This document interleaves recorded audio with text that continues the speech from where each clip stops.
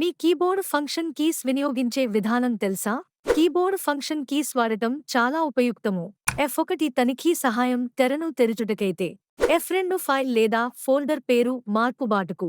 F3 file లేదా folder కోసం అన్వేషణకు ఉపయోగము. F4 బ్రౌజర్లోని చిరునామా పటాల జాబితాను తెరుచుటకు. F5 ప్రస్తుతం పుట లేదా విండోను తాజాకరించుటకు. F6 కరసర్ను చిరునామా పటాల క్షేత్రంలో కదిలించుటకు.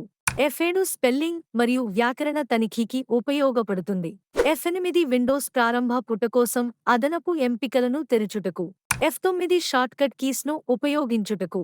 F10 క్రియాశీలత మెనూలను పెంచుటకు.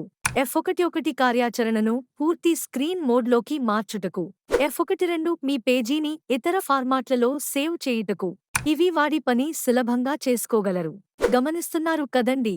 ఇలాంటి మరిన్ని చిట్కాల కోసం మా ఛానల్కు సబ్స్క్రైబ్ చేయండి.